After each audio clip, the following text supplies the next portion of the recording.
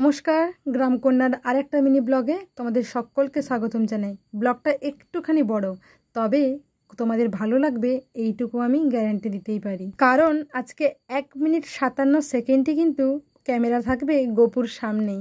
আর এই দুটো মুখখানা দেখলে কোনো মানুষ চোখ বন্ধ করে বা স্কিপ করে যেতে পারবে না। অনেক ইয়ার্কি হলো, তো চলো এবার যাওয়া যাক মেন টপিকে। জন্মাষ্টমী আর লক্ষ্মী পুজোর দিনটাই সকাল থেকে থাকে তোড়জোড়, আর আমার থাকে চিন্তা কখন আলপনা দেওয়াটা শেষ করব। আজকে চলে এসেছি মেজো কাকুর ঘরে। ওনাদের ঘরে বছরে এই দুটো দিন খুব আনন্দ উল্লাস থাকে, সকলেই মেতে থাকে কাজে কাজে। আসলে আমি থাকি আলপনার কাজে, জেঠিমারা থাকেন সবজি কাটার কাজে, আর অন্য কাকিমারা থাকেন খিচুড়ি রান্নার কাজে। পুজো থেকে শুরু করে ভোগ খাওয়া সবটাই কিন্তু মিলেমিশে হয়ে থাকে।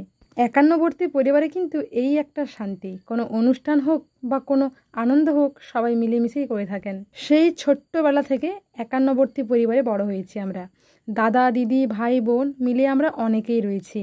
তবে এখন বড় হয়ে যেতে একটুখানি দলছুট হয়েছে। ডিজিটালভাবে যোগাযোগটা হলেও কিন্তু ওই আগের মতন সীতাচুরি, কাবাডি খেলা, আরও অনেক খেলা যেগুলো খুব খুব মিস করি আমরা। যখনই চ্যাট করি ওই ছোট্টবেলার কথাগুলো খুব মনে পড়ে।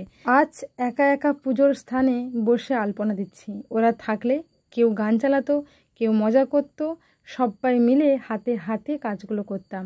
তাই ওদেরকে খুব খুব মিস করি। জানো তো, এই কয়েকটা বছর হলো, মানে যখন থেকে পড়ার চাপ, কেরিয়ারের চিন্তা, তখন থেকে ভাইফোঁটা, রাখি বন্ধন কোনো কিছুই পালন হয় না।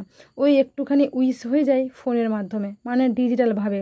ওই কয়েকটা পিচ্চি ছাত্রী আছে যারা জোরপূর্বক হাতে রাখিটা বেঁধে দেয়, আর ওদেরকে আমি বেঁধে দিই। আজ এই পর্যন্তই, দেখা হচ্ছে নেক্সট কোনো ব্লগে। টাটা।